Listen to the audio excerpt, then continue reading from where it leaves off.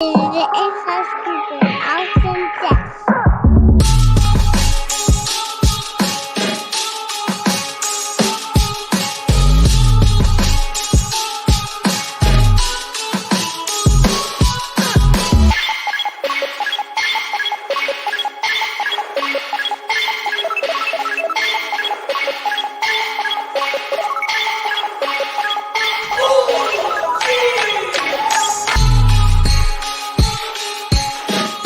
Welcome, everybody, to another episode of Inside Scoop with Alex and Jeff. I am Alex Dingman. I'm Jeff Doss. What's up, guys? Peyton. Yes, and she is Peyton Fender. See, Yes. she wanted to go right in there. I love it. Didn't even need any prompting. Didn't even let us introduce her. I love it. Peyton Fender's in the house. That's right. What's up, Peyton? How are you doing? I'm doing great. How are you guys? We're doing great. Doing great.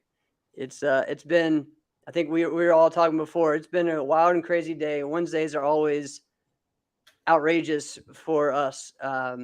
We're usually, both of us are usually like just getting in when it's time to, or settling down when it's time to do this show. So it's wild.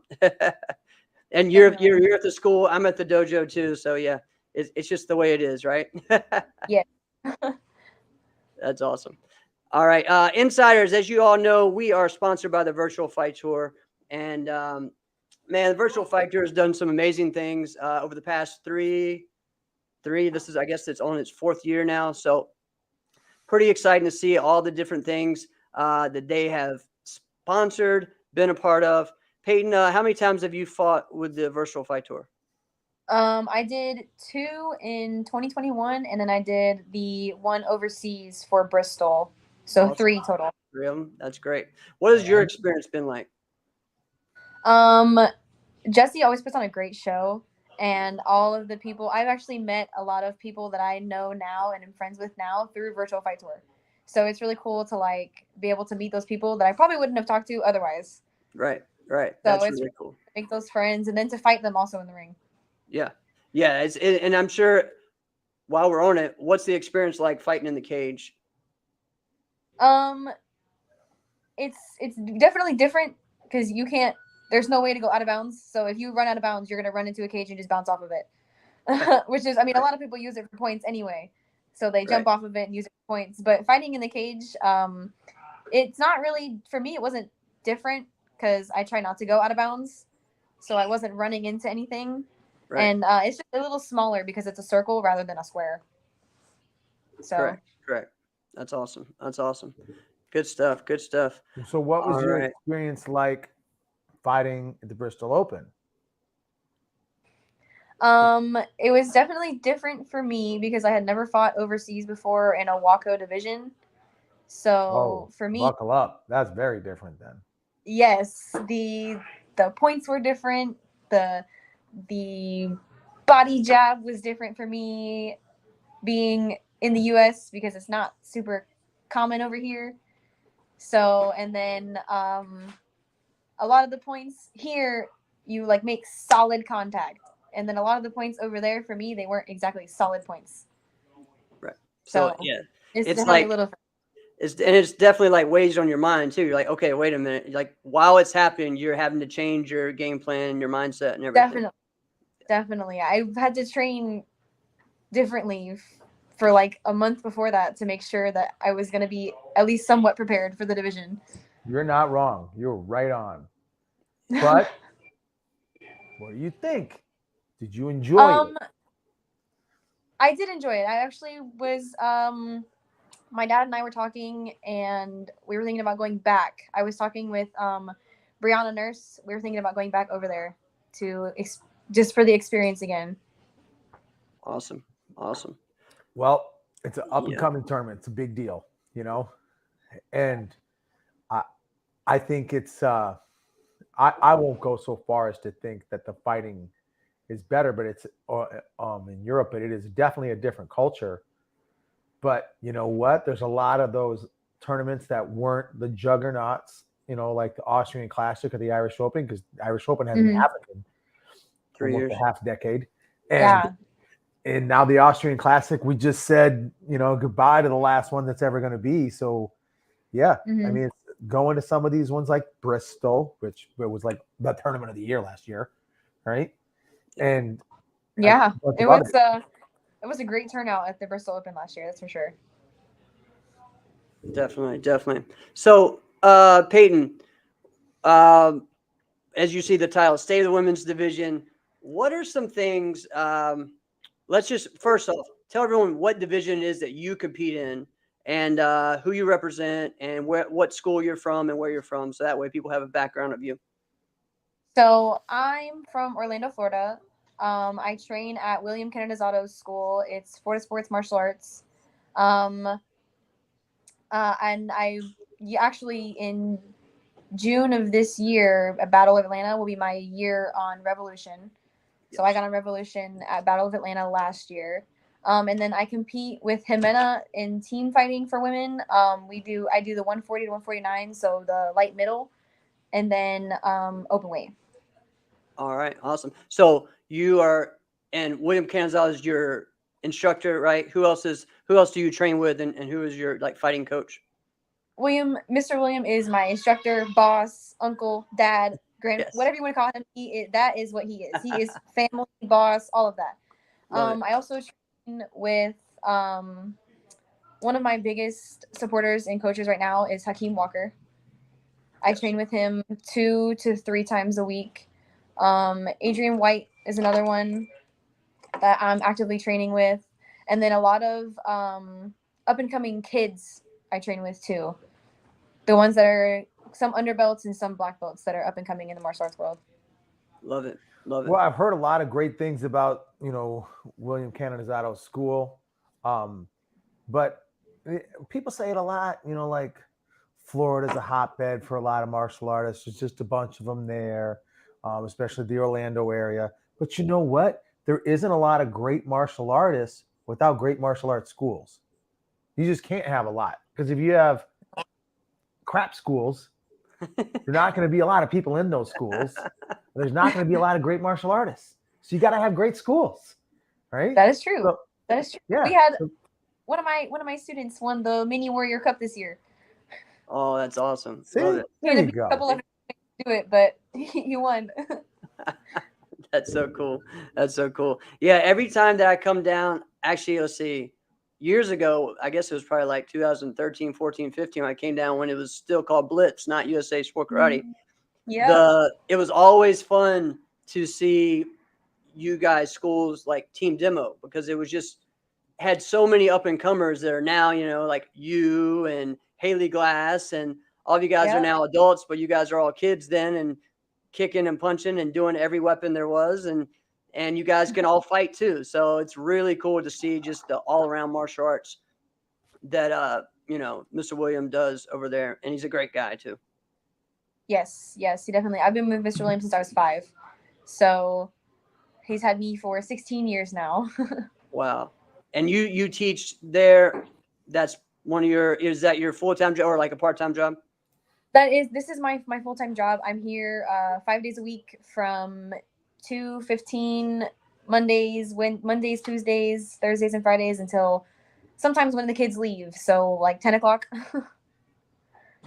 And then Wednesdays I'm here at like 1 until whenever they leave. So awesome. This is my home. Awesome. And so you're, and yes, I don't know what you're saying there, Alex, but okay. Yeah. So you're working there full time. All right. Awesome. All right. As we get into that, got a little background on you. Let's see. This could go all over the place. You put a little nugget out there. You mentioned that you did like team demo. Did you really like doing team demo? Do I like doing team demo? Yeah. I like doing team demo. The only thing is it's hard sometimes to get the team to work together. Yeah. Especially when you're working with a lot of teenagers. Because our demo team ranges from kids who are, what was the oldest? 14 to last year. Our youngest one was 10. Right. Okay. So it's not a big gap. And then you have me and BJ and Relly, and we're all adults. So everything, once it was together, it was together. But trying to get it together and trying to make sure the kids were paying attention and making sure we're all on time and making sure that everyone was there. Yeah, that was the hardest part. But otherwise, the turnout and the outcome of the demo itself, that's my favorite part. Yeah.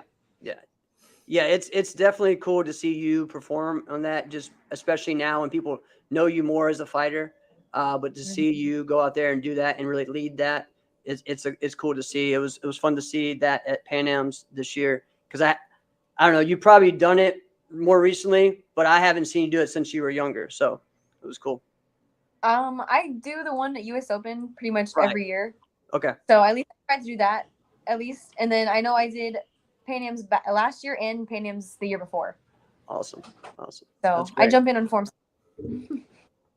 Awesome. Yeah, and last week you won a Forms Grand Championship, right? At a tournament. I Right? did at Terracotta. Yeah. That's awesome. That's Okay, great. what did you do when you won the Grand? What was your form? I did Karumpa and I did a traditional bow form. Nice. Okay. I So love it. I was working on learning Super Yumpe, but I haven't gotten around to it yet. So I know like the first like 4 corners and that's it. That's awesome. I love it. So we got a full martial artist, a full-time martial artist that does this as their job, but also understands all the parts of it, right? I mean, Yes. so it's really cool. that. Really cool. And you love the sport. And whenever I've interacted with you or seen you and definitely your family, like you guys are all in with sport karate. So I love seeing 100%. that. Yep. 100%. All right. So let's go with, since we were talking about local tournaments and stuff, I don't know if Alex and I were having this conversation. It actually might have been Angel and I. Well, I spilled the beans on who it was. Sorry, Angel. But where do you feel like the great growth of women's fighting starts at? Like where does it need to start at? So actually there has been a really big there's been a recent growth in women's fighting. And it was the one I noticed the most was at AKA.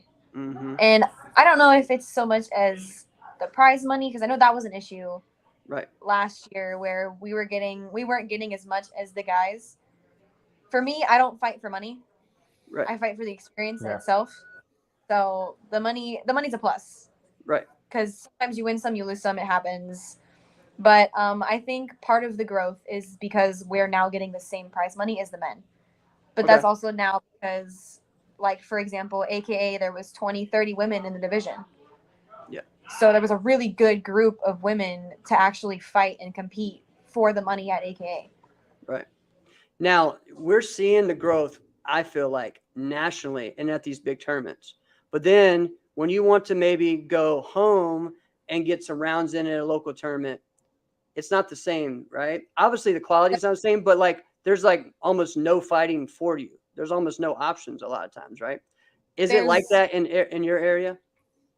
Unfortunately, it is. And a lot of the people I train with happen to be guys.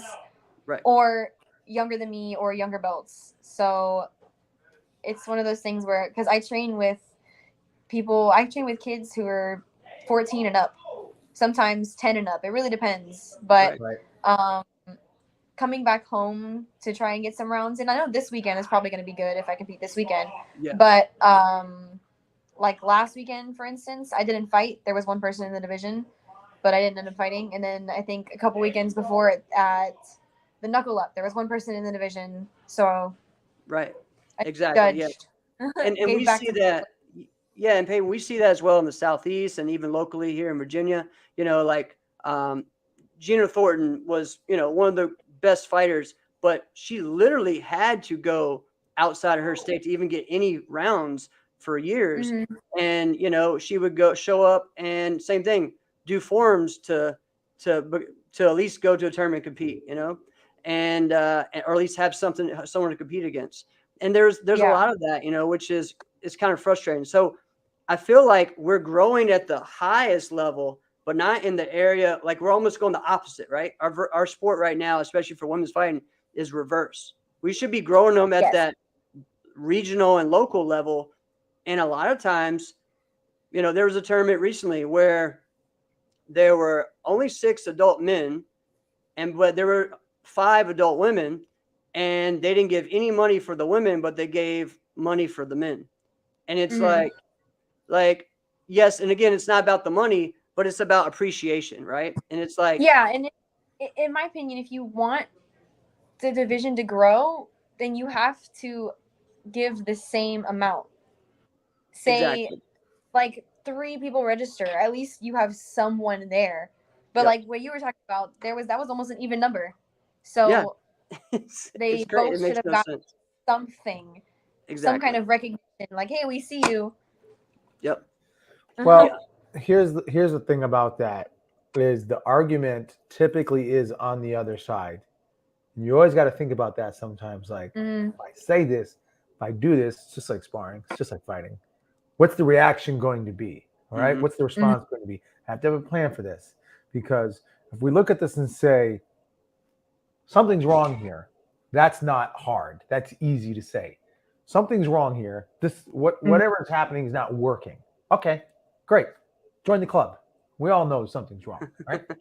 But now if you look at this and say, well, wait, this group of people, then they're getting prize money for doing the same thing this group of people is doing. We see a difference. The argument typically is, well, we always know there's going to be more men. The men bring in more money than the women. However, when we listen to what Jeff just said, when he was talking about like, well, wait, no, there wasn't really a difference. But let's entertain this argument, right? Of the men bring in more money than the women, if it's total dollars for entry fees from the men and from the women. But we all also acknowledge that the most money for this tournament, whatever high level one it is, they don't make money off the black belts. Right. So if you're not making money off the black belts, why is there a difference? And let me rephrase that. They do make a lot of money off the black belts. They don't make a lot of money off the adults, right? Yeah, that's always what I say. I think they make a lot of money off junior black belts. A lot. Especially right? a lot of these tournaments, junior black belts is where the money is. Now, again, the numbers are coming up for the adult black belts in certain areas, right? But still, it's, even at a local tournament, I think the junior black belts, is a big. It all depends on where you're at. You know what I mean? Right. And we can't. And this is why we can't always look at this like it's a professional sport. This is not a professional sport. This is an amateur sport. Okay. You don't actually get paid. This is a prize. We won this. We weren't earning. This wasn't an earning. Right. This was an award. Okay. True. So it's our choice as to whether or not we do this. There's no contractual agreement. But like you got to look at this at one point and go, XYZ tournament. Your logic is flawed. It's stupid. I understand what you're saying. You think it makes sense, but it doesn't. Okay. Right. But I also agree with what Jeff said. All right. We got to start at the local levels. All right. We got to start there. Right. But let's go back even further to what we first brought up in this conversation that we were having. Great conversation so far, by the way. Right? We're just talking about the Orlando area and Florida as a whole. Look at that. Great martial arts schools, right, that do it the right way will produce more martial artists. And if there's more competitors, as far as different tournaments, there's somebody I know around here who they would love to close down like every other karate school that's not them and be the only show in town, which is so close-minded, right? Yeah. But other competitors of martial arts schools will just breed more martial artists. That's why it's just a culture in that area that people just do martial arts, right? There's just a lot. And as strange as it is out here, it's just not that culture, right? There's little pockets where we do that over here. You go 2 towns over, you won't know anybody who does anything. It's so odd. It's so strange. So really, it starts at the karate school, and karate school, owners, school directors, whatever it may be, instructors, they want to send their students, right, because your 10-year-old student is eventually going to be a national champion, contender. Right. Just give it time, as long as they don't quit, right? So they want to send them to a karate tournament where it's going to be safe. They can help produce their school, and they can help build this student so that they can progress. But if they go to this tournament and now they're sitting here going, hey, karate instructor, this stuff's weird. This is strange. This looks unfair. Why are we doing this? Okay, maybe we don't want to go there Maybe I anymore. don't want to do it. Yeah. It all starts with everyone just doing their job correctly, right? And having the same passion and showing that, right? So definitely agree. And we've talked about this as well. Like in our karate schools, some of us in some of our classes have more females in the class than we do males, and some of my classes do. What would you say to that, Peyton? Are you seeing that? I would say right now we're probably pretty even between like the boys and girls. Yeah. But if I had to just kind of count in my head how many girls we have in like a ratio to boys, we definitely have more girls, I'm pretty sure. I love it. See? So yeah, it's just so they're out there. Now we got to get that transition from the juniors to the adults, right?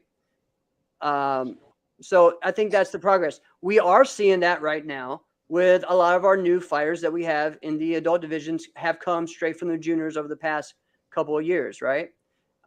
So that's really cool to see that's why really in a lot of ways over the past 3 years, even right now, we have some of the best overall well-rounded female fighting divisions we've seen in years. And not just one, high level one in each one and then some other ones. Like it's really competitive. I sat and watched and then somehow I got pulled into judging the women's fighting team fighting at Ocean State, but I was there to film. But yeah, and I think that is one of the best and most well-rounded divisions. Like, oh yeah, especially that weekend, you're like, I don't know who's going to win. Like, I really like it could have gone either way. I think the first fight was a overtime fight. I think sudden death. Straight up and Brianna and them. Yeah. Yeah. So tell us about just what you think about women's team fighting right now. And you are a big part of it.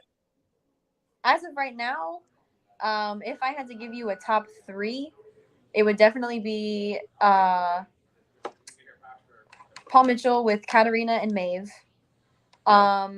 Legend with Beatrice and Alexi, both up and coming females that were juniors very recently. Alexi is just now in the women's division, and then me and Jimena.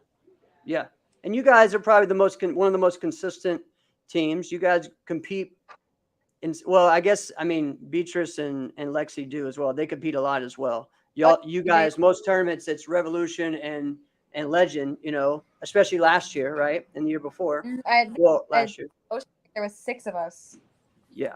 I think it was 7 or something like that. Yeah. So 6 or 7. Yeah, it was something like that. But either way, that's the most that we've had in the team fighting division for women in how long? Yeah. Yeah. I think that and Battle was pretty big last year as well. Battle had like 7 or 8 or something. But yeah, so it's really cool to see. And in every tournament, it's been someone different that's won at least some of the big tournaments, right? This last one, you have Katarina and Maeve that are both brand new to the division, 18 pretty much. Yep. And definitely came in tough. When you look at that team, what is it that stands out to you? Like what is maybe your strategy or what's difficult about both of them? So Katarina, being that she is super tall and being on the shorter side of fighters, her length is definitely something that you have to work around. And with Maeve is really fast. Watching her fight on the sidelines and then being in front of her also, her takeoff is quick. She has a really good follow-up and she's just all around pretty fast. Okay, great. That's a good insight because again, for me, we've only seen from the outside. So that's why, we really want to hear what that's like. I was really impressed with her. And yeah, I agree. fast, and in a lot of ways, in most of the fights, she had a lead. You know, when Katarina came in, they were up. You know, so definitely a great team right there with those two, and they're both. I think they definitely, whatever Katarina doesn't do, Maeve does, or vice versa. Whatever Katarina does, so they definitely bounce off of each other pretty well. Yeah. And one of the other teams that was interesting to me was the straight up team. You know, you had the veteran and Nikki, and then I always mess up her name. She is from Canada as well, from Cora. I think it's Cora, or yeah. See, I messed up. Oh shoot, is it Karina? Maybe. I don't think it's that. Someone help me out over here. Mike Bates, somebody help me out over here. I know who you're talking about. Yeah. I don't know her name. Yeah, and so they beat she's good. Yeah, she is good. They beat Brianna and Tahira, and they made it to the finals, right, against those two. And so again, I mean, you're looking at all these teams and you're like, man, like it could kind of go either way. You guys, you and Yamina, you know, you guys stay active. You compete as much as possible, and I think that's an important part of it, right? Does that hurt you guys at all as far as people being able to know exactly, like they've had a lot of experience with you, you know what I mean? Some of you guys have not had, or some people maybe haven't gone against Maeve as much. So at first it's like figuring it out, right? Does that what do you guys think about that? For me, and Hakeem has said this to me countless times. He's like, you're out there a lot more. People are noticing you. You're on stage at most of the tournaments you go to, so people are watching. And it's one of those things where you have to either intensify your training or work on what your weakness is. That way, when you go in the ring again against the same person, it's different. It's a completely different fight. Right. So being noticed, and people are probably watching videos. I know I watch videos of people fight all the time, especially my competitors. Yeah. Because that's just something that you do. You want to learn what they do. That way you can go around it, or you can come up with your comeback. Right. Well, you got a smart coach. And I like Hakeem. Hakeem's a smart coach. And I think he's right on. Essentially, I'm going to sum up what I think you were alluding to, was that you maybe used to be able to fly under the radar. You can't anymore, because now everybody knows a little bit about Peyton Fender, right? Oh, because I was the newbie after 2020. Right. We all were for a while. I mean, at one point we all were. I remember my first couple years at that level, I could just go out and do whatever I wanted to do without thinking, and knew they don't know yet. They don't know yet. Yeah, but they the don't moment know they know, you get punched in the face. Yeah. It sucks. You don't have a plan for it. Sucks. I will never forget my first time fighting Morgan Plowden at US Open. All right, let's hear it. Let's hear it. Come on now. I want the play-by-play. My first real year in the women's division. I was starstruck. I was like, oh my gosh, I'm fighting Morgan Plowden. I was like, wow, like one of the best women fighters ever. So for me, I was standing there and I was like, well, what do I do? And then she kicked me in the face and I was like, oh, okay, I guess. That's not good. She spread me. It was a hero. So, and a lot of people, it was really funny. A lot of people, they were like, oh, like, who'd you lose to? And I was like, Morgan. And they were like, oh, okay. It was like one of those things. It was common. It was a common answer. Yeah.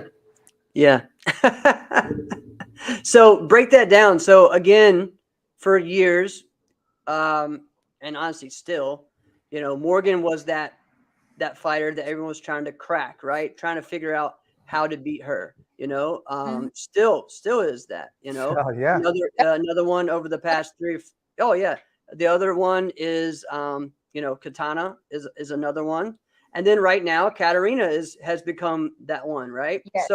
So when as far as you can tell us your side of this, but also maybe, you know, I know you guys, you know, hang out, you guys talk. What are the other female fighters saying about like to each other about these fighters, about these top three. And it could be like, you know, point out Morgan, point out Katarina, point out Katana, whichever one, or just all three as a whole. That's an So- excellent question. For me, I would say Katana is probably one of the strongest women out right now. Like as far as Okay. power. In power, yeah, Yeah. power. Her all around fighting is great, but power is definitely one of her things. Being hit by her a couple times, I've been on the end of that. It's not the fun. It's not the funnest. It's not the best, but you know, Right. happens. I fought her for the first time at AKA last year, so it's definitely different for me. Morgan is one of those people. She's really strategic, in my opinion. Like she'll use her strengths against your weaknesses because it's almost like she knows what you're gonna do even before you do it. Mhm. Kind of like your coach. Your coach knows what you're gonna do before you do it. Right. And then with Katarina, a lot of the talk about her is the leg. Right. Because it's so long and so in your face, especially because a lot of the girls she fights right now are all short or shorter than her. Right. So a lot of talk is the leg.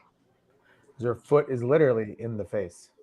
It's literally in your It face. is. I am It is. 5'2", so when she picks up her leg, it is already in my face. That's crazy. Because I am short. Right. Well, and also too, yes, the height is definitely a thing. You know, but I think her style of her chamber is a lot different than other people's as well. And she changes it depending on who she's fighting. Exactly. Sometimes she'll be more square and she'll pick it up almost like a snap chamber or a front kick chamber. Yeah. And when she's fighting, I feel like the more experienced people, it's a lot of the time sideways, like a side Mhm. kick. Mhm. So it changes, I feel like, depending on who she's fighting. Yeah. And that's definitely a Trevor Nash thing, you know, that they you know, if you see some of his other fighters, like even let's see, the Wolanoliaks that they fight as well, they kind of do that. Elise Gorel kind of has that same style as well. For sure. So, but I guess for me, looking on the outside, it's that, especially for a young, you know, someone fresh in the scene, she's very mature for her age as far as when it comes to like sticking to her game plan and not, well, I'm going to try to do this, or no, this is what I'm going to do. You got to figure out a way to get to change it. Nothing fancy. Yeah, right. It's basics, which is what a lot of us, try to stick to, unless you're up by like 10 points, but that's besides the point. A lot of us try to stick to our basics and what we know. And for her, her basics are the kick and the punch. Right. The pump kicks and then she doesn't even have to chase you, though. You know what I mean? That's what's different about it. And that's why I think people are used to, okay, if you're kicking, you're going to skip or push side kick me and you're going to get me out of the ring.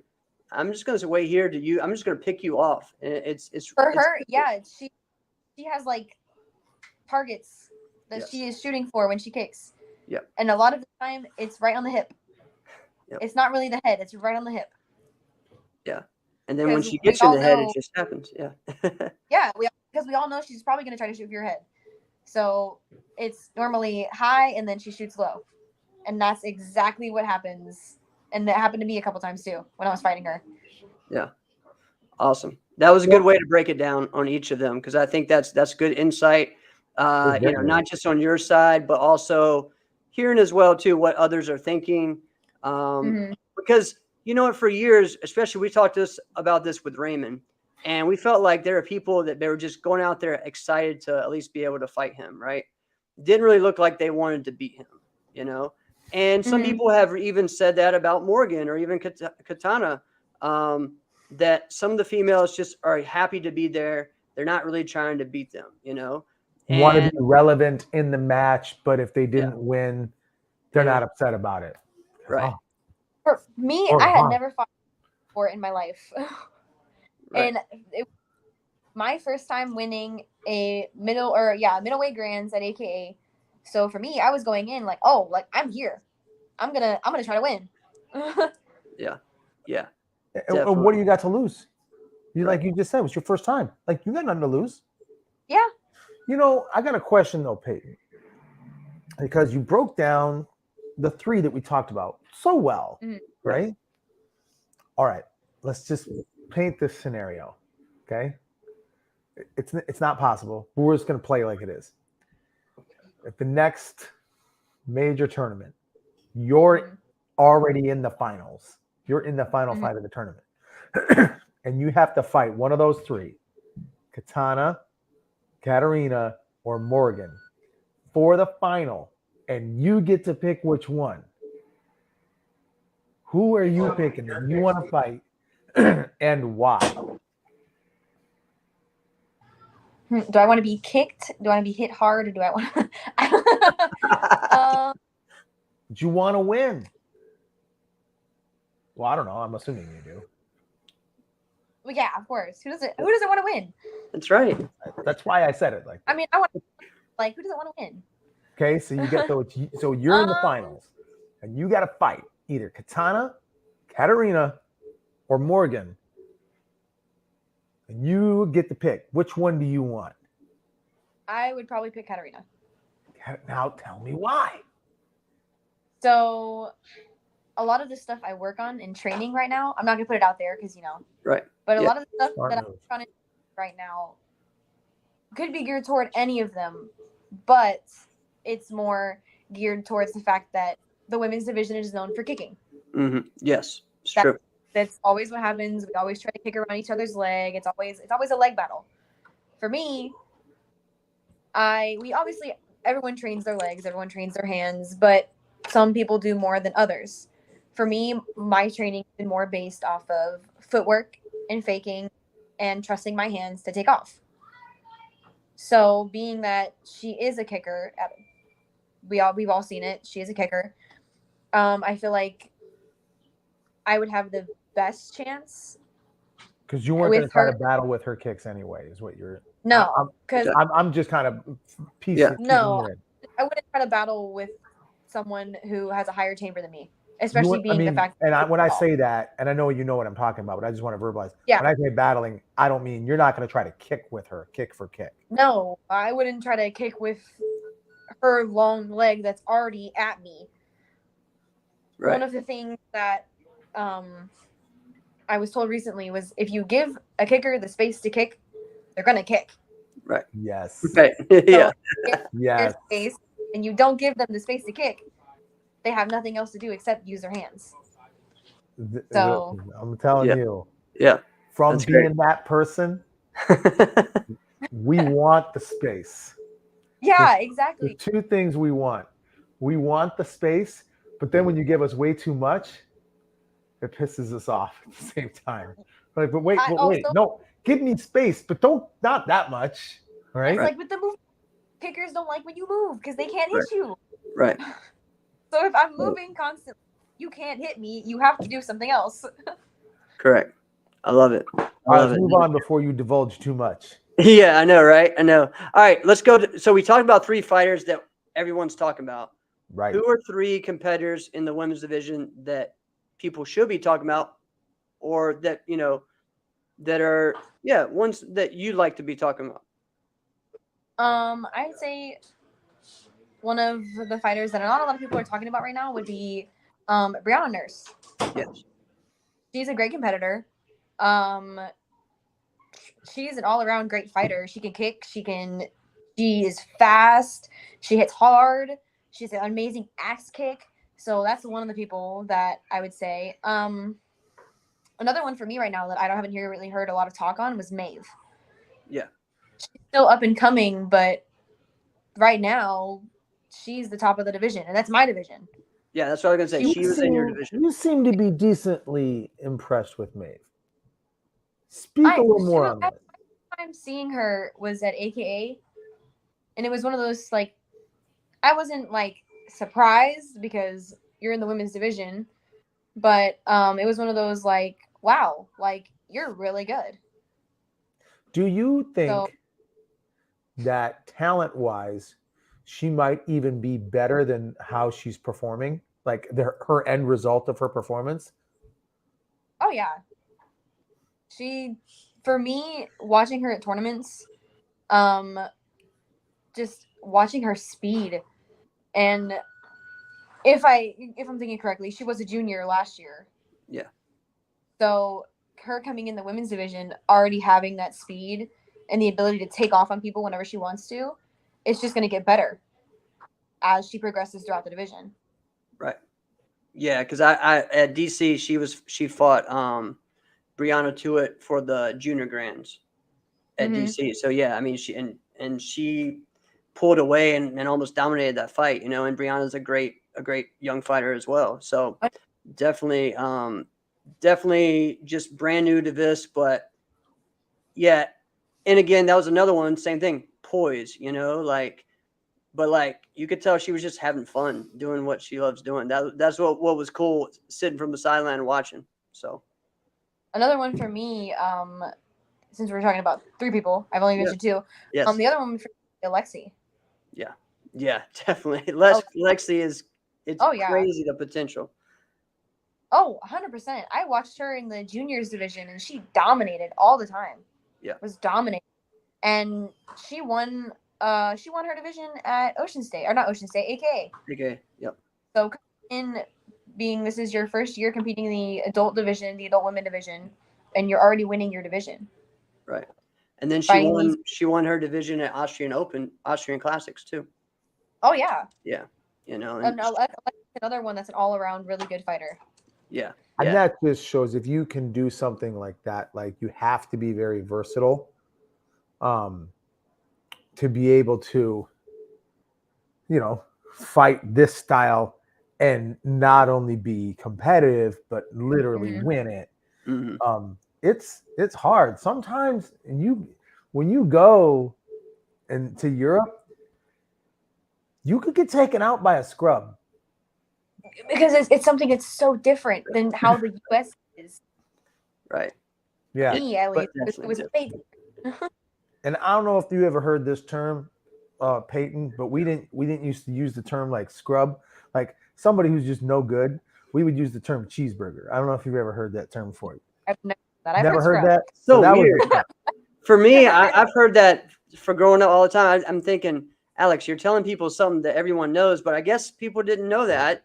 Maybe it's just you and me know this. I don't know. Yeah, so that was the term. Like and we're not going to say if there is anybody. We'll just say there's no cheeseburgers. There's some cheeseburgers, okay? But it's where you're in the division and you're looking and you see, oh, you don't even know that you don't know. That's a cheeseburger. That's a cheeseburger is someone who's like, you got no chance. You might score 1 point, right? Mm. You could get taken out by a cheeseburger when you go to Europe. That's possible, right? Yeah. Someone that they would consider. Now you get it. Yes. Yeah, someone they would consider a cheeseburger would not be a cheeseburger in the US. Well, right. Well, no. The cheeseburger there, if they came to the US, they wouldn't score. But okay, let's say I go over there and I get taken out by this guy. We might think, oh man, this guy, pretty good, won a few matches. Come here and just get smoked, right? Because I feel like it's a different environment in the US. It is a different environment. You mentioned what it was earliest. You mentioned the contact level. Yes. Yes.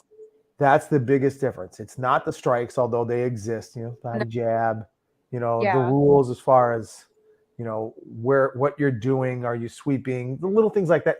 Those are rules things. We can all adjust to those, but the contact is the major difference. It's the contact 100%.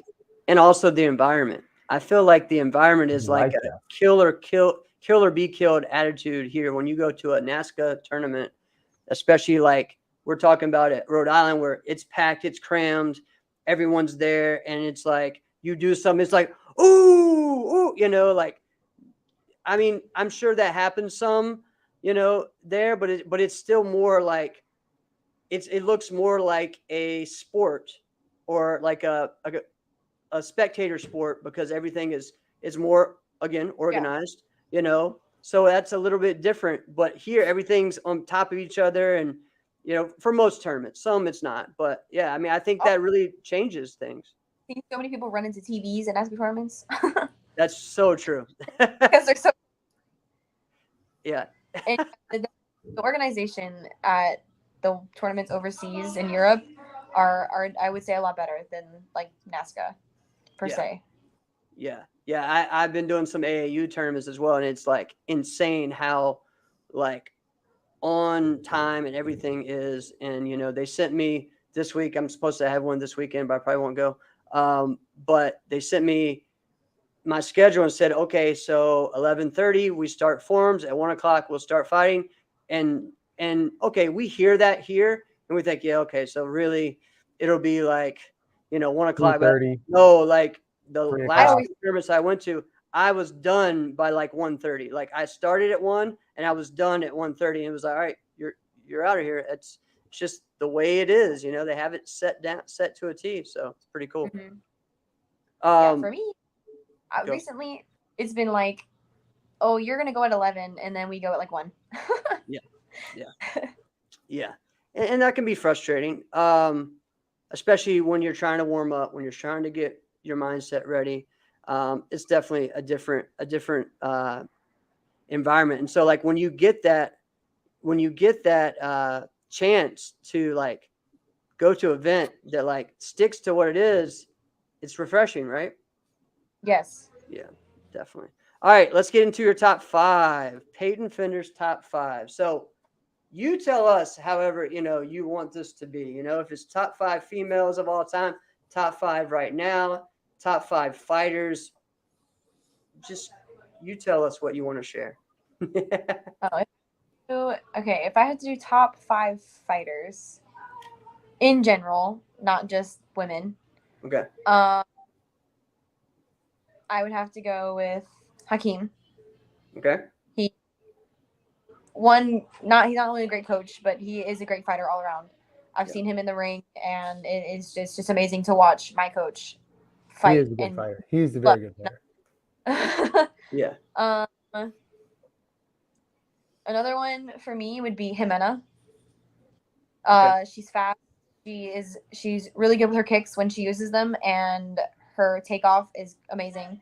Her strategy, she's really smart with her movement.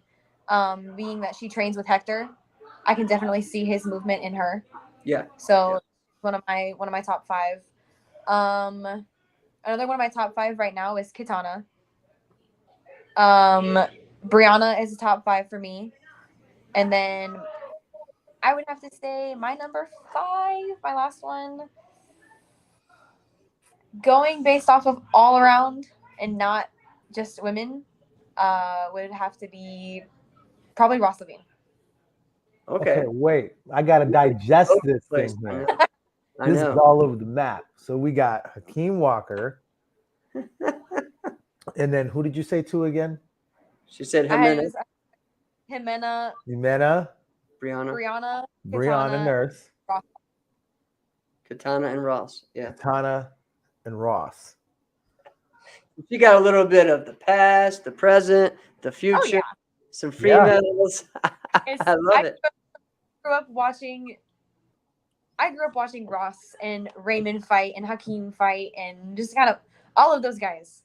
And then now I'm in the women's division, so now I get to see Jimena, Brianna, Katana, and then I watched Morgan fight growing up, and then I got to fight her.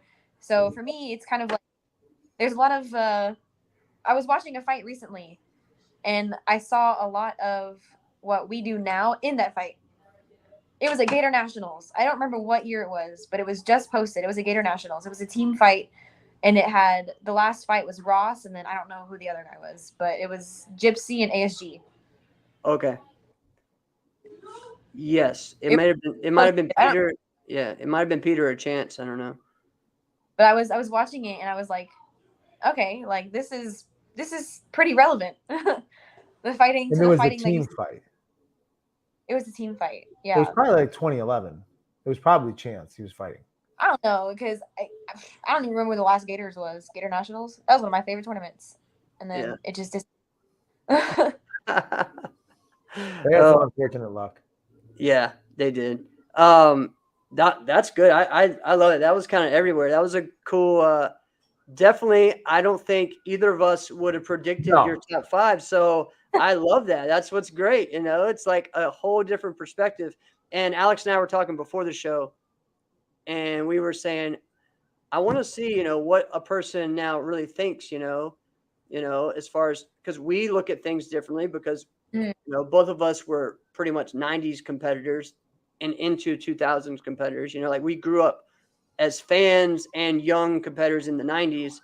Yeah. Then in the 2000s, 2010s was when we were really active. And then, when we compete. well, Yeah. and really 2010s to 20s. So yeah, I've kind of never stopped, but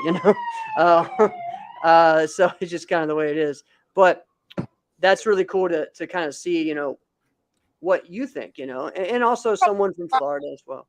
Say again. But I could probably give you more, but I Oh, had of to pick. course. Of course. All right, give me. We weren't going to talk about forums, but let's go ahead. Two of your favorite forums competitors. Haley, no brainer. Yep, Haley. One, my best friend. Two, she's just amazing all around. Yeah. Oh, if I had to pick a second one though, he doesn't compete often, but BJ Brandon. Yeah, all right. Yeah, Brandon BJ's pretty good, man. He's someone Yes. that I'm like, man, he's got to compete more. But it is tough because he's really good at fighting, and he's also amazing at forums. And Yes. that is a tough thing to do both, especially at what the things he does. Like with the extreme stuff, there's injuries in both, and sometimes he probably will get hurt more in forums than in fighting. It just is the way it is. Oh yeah, it's the same thing. Just recently, he pulled his groin for like the third time, but he was already like, oh, he's like, I can do this. And then he goes to do it, and he's like, oh, okay, no, I can't do that. But he's just one of those people where he'll throw something, and the kids will be watching him, and they're like, how do you make that look easy? Right. He throws these outrageous tricks and makes them look like nothing. Right. Exactly. Yeah, it's cool just to see that martial arts ability and well-roundedness. We haven't seen that in a while, at least in the adult division. There are people that can do it, but they just haven't done it as much, right? So it brings back, Jason Barrett. So. Oh yeah, the only people doing it right now, from what I see, is the most people that are out there and that are consistent with it are Rashad and Alex. Yeah. Rashad and Alex Macias definitely is killing it, doing both, So. Right. Yep. I got another question. In this weird, quirky sport activity that we do, we come in contact with a lot of people we would literally never see ever before. Mm-hmm. I mean, look at Jeff and I. You got this weird, Italian guy from Chicago by way of Minnesota. Why in the world would I be friends with Jeff, who's on the other side of the country in rural Virginia? It wouldn't even make sense. Like, how would that be possible? Yet here we are. We have a common bond with this thing that we have, this brotherhood of martial arts, and we talk all the freaking time, right? Oh yeah. Which, by the way, you were texting me really early this morning. That's true. But you knew I would be up. That was funny, right? That's what, dude. Like most of the time, anybody else, I understand. You're not gonna text me back to later. You knew you're I was up as early as I am, even though you're an hour ahead of me. So I'm like, yeah. Okay. Who are some people or some friends that you had that you were like, you know what? I had a really strong friendship with this person. There's no way I would have even been able to meet them without this. Like when Emily Cooper was on once before, and I love Emily Cooper. And she said this to me because she's from Minneapolis. I lived in Minneapolis for 30 years. And then she says, Alex, I would literally never be friends with you. I don't think she was that blunt, but she was like, I would never be friends with you, Alex, essentially. And she's like, look it. And now here we are, just like this. Yeah. Right? Mm-hmm. I would have never met Jimena if it weren't for the sport. Right. She's in Mexico. Oh yeah, I would have never met Brianna if it weren't for the sport. We were in Bristol. We had an Airbnb. It was me, Brianna, Katarina, and Rashad. We were all in this Airbnb together, and Rashad I had known because Rashad lives in Florida, so I've known Rashad for a while. But I actually got the chance to hang out with Brianna and talk to Katarina. So it's one of those things where if that would have never happened, what would we be friends now? Right. Yeah. Yeah. So, and she lives in New York. Brianna lives in New York. Right. And Jimena lives in Mexico. And Katarina's from Canada. So it's like all these people from all over the country, the world that you meet that you wouldn't have met if it weren't for the sport. Now, Yeah. outside of someone who you train with Mm-hmm. and your team, don't say your team, even though Revolution is a great team. Okay. Who is somebody who really like changed you through this? Like we're talking about friendships that we've had. What's an impact that somebody's had on your life that's like, okay, that is totally different, right? And if it wasn't for this funny activity that we do, never would have happened. Who is it? I would have to say it would be Murphy Gonzalez. Yeah, definitely. I Okay. was with Velocity for 8 years, and Murphy, or I call him Sensei. Sensei is my family. Keep going. I dig myself some Murphy Gonzalez, but keep going. His daughter is my god sister, and that's a bond that I feel like developed whenever I got on the team, or whenever he would watch us, he would watch me, Kalea, all of us. We would fight in our division, but it was a bond outside of martial arts that developed as well. Yeah. So it's more of a family thing. Oh, wait a minute. You said something. Jeff knows exactly where my head went. What? You said god sister? God sister. Yeah. Yeah. What in the world is that? Dude, you're Italian too. I mean, I figured you would know all this stuff. We have godparents, right? Yeah. I've never heard of a god sister before. Are her godparents, so in turn, Okay, I get it. God sister. Okay. You've never heard that? All right. Bit of a reach, but okay. Really? Yeah. Hey, that was like different for me. That's awesome. I never heard of that term until this moment. Because Brandon BJ is Hakeem's daughter, their new baby. Not new, but Emma's 3 now, but their baby is Hakeem BJ's god sister. Because his are her godparents. All right. So yeah. That really a different term? Yes, I mean, listen. I know people. Look at Mike is even saying, "Yep, it's a thing." It's a thing. Well, I mean, it makes sense when you're trying to.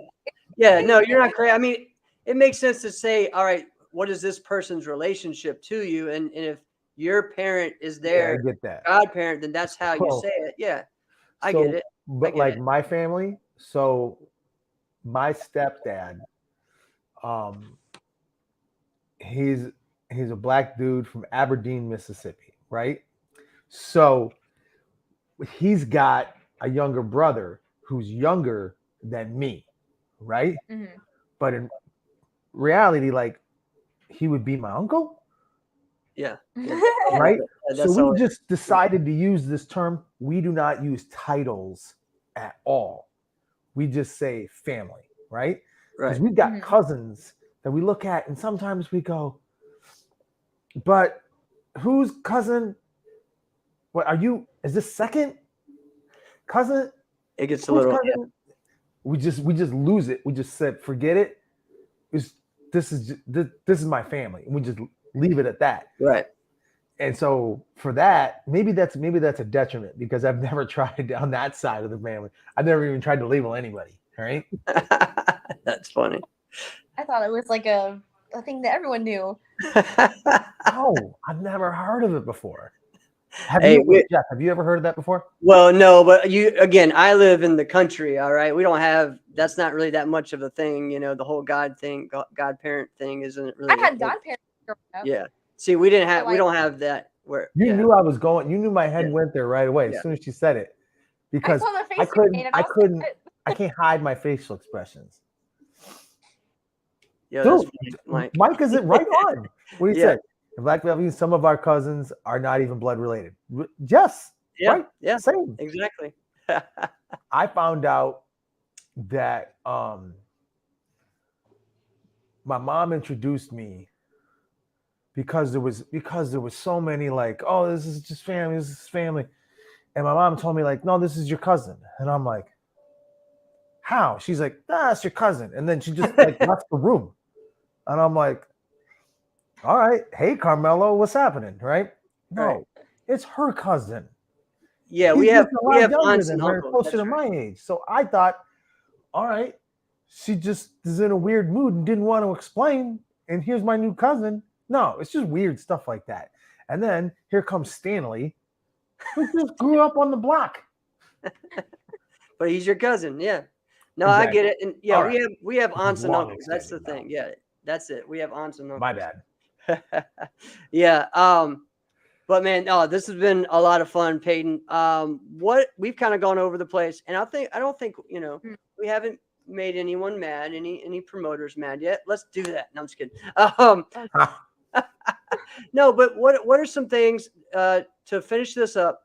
What are some things you'd like to see either added to women's fighting, or maybe something changed with the rules, or maybe even just the situation on how maybe the setup of a league or whatever?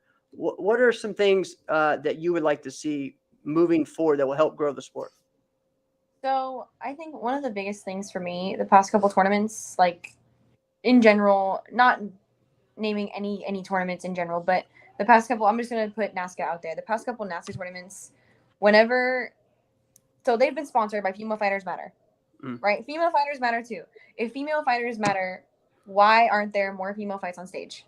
They don't ever fight the teams on stage. They sometimes do open weight. They sometimes do teams, and there's always the overalls. But it's never all three. Right. Like the men. You'll see the team fight, you'll see the open weight, you'll see the overall. But why not the same for women? The best fight for me at Ocean State was Katarina and Katana. It was the most hype. It was just exciting and it was amazing to watch. Yep. Absolutely. And I feel like there could be more of that if they put more of the women's fighters on stage. So for me, it would be putting them on stage that like would kind of put us out there more. Agreed. Yeah, I think I agree with you, and I think you haven't said this. I'm gonna ask you if this is what you're saying. Are you just saying like more consistency? Like, can we just count on that? Yes, we're going to do teams. Yes, we're going to do open weight, and yes, there's going to be the weight divisions. Is that essentially what you're saying? It's always a question. Yes, exactly. And I think it's that way with everything, though, Peyton. I mean, that's what's frustrating to me is that one tournament. With everything. I mean, am I doing a runoff this tournament or not? Do I have this or not? Is this going to be on stage or not? At least if you have an idea of what has to be on there, then you stick with that. And then if you want to add other things, you can add other things, Which, I understand because, like, they usually have, like, a schedule of what's going to be on stage and how long it's going to take and whatever. I get it. You have your schedule and it's on a certain time limit. But and this is where we rewind to what both of you guys said earlier, where Jeff, you said you did some like AAU events and you were blown away by how organized it was. And Peyton, you said that you were impressed with how organized everything was as well when you were at Bristol, right? It's the fact that there was consistency. You guys knew what you could count on. And let's also, this is the point where I go and I put this caveat out there and I say, listen, we're only coming with this critique because we love this sport. We know that the talent level is the best talent in the world is right here in the States, right? This is where the best fighters are. I don't care what nobody says. This is where the best fighters are, all right? And so let's at least be organized within ourselves. Why are we shooting ourselves in the foot? I mean, is this essentially what you're saying? Yeah, I agree. It's a lack of consistency overall. It's a lack of consistency. I would love to see I would love to see just as many of the fights featured in the finals, right? Like we're gonna have this, we're gonna have this. This is the men, this is the women. Even if it's just like, here's the 4, they're going to go down to 1. Here's the 4, they're going to go Yeah. down to 1. Right. There we Exactly. go. Yeah. Okay. And I think that's it, because sometimes it's not just the money, although it does matter, right? Because I think there was a few tournaments where they just decided, we're giving out like $1,000 and like 3 people showed up. And you're like, Yeah. well, then I guess the money wasn't the lone issue, right? But then you could say, well, we're going to put people in the finals, but then you're going to give them, $200 for the overall grand champion. And then Oh yeah. it's pretty shitty Well, when it costs us $185 to enter. Yeah. That's Mhm. that's another thing as well. I think we going back to just even local tournaments, guys, stop giving $100 for grands when it costs me $100 to even compete. Like, come on. Even I don't care how big or small the tournament is. If you have 300 competitors, right? Mhm. And let's just say an average $100 per competitor. That's 30,000 that came in, right? Yeah. So I believe, right? Did I mess up there? That's a lot of money that came in. So there should be I messed up on that one, but there should be enough to give 5 grand championships $300 or $200, right? Yeah. I mean, come on, it should just be easy, right? So I don't know. I just think that's kind of a thing that a lot of people are just stuck in their ways, and I think that's what hurts us overall is these smaller events that are just kind of stuck in their ways. And the bigger ones are trying to lead from the top, but it also takes the bottom ones to do something as well, And I think, you got to give good props to circuits like USA Karate and ProMac that are consistent, at least Exactly. with what they're giving for the most part, Oh yeah. Well, just like what you said, circuits like ProMac and USA Sport Karate, they're doing a great job of going from the ground level, building it up, just like NBL did with the regionals, and just like NASCA did when they had the 1As and the 2As as well, when they mattered, right? Yeah. When they don't matter anymore, people just do whatever the heck they want. Right. I had this thought just now. Peyton, got a question. I promise we won't go long. Well, we already did, but whatever. Right? if someone said, "Hey, it's $100 for the grand prize," and you're like, "Hey," and you won, would you rather have? We just entered karate. Would you rather? Right? Would you rather have $100 cash or $101 lottery ticket scratch offs? Oh, Scratch offs. I gotta think so too. more fun, right? If they all end up to be a bummer, right? It was like we're rolling the dice. Yeah. Man, Wouldn't that be cool? that would be cool. I What would do you take think, that Jeff? because, like, say you win $5 on all of them. There you go. Or Probably won't happen, but yeah. yeah, but just you But again, win it's $5 fun. on one, $10 on the It's other. fun. To me, it It's wouldn't matter. I would exactly just have it. fun scratching it off. Exactly. It's fun. It's just fun. It's different. It's a little different, right? Yeah. Jeff, has anybody ever done this? No, I've never seen that.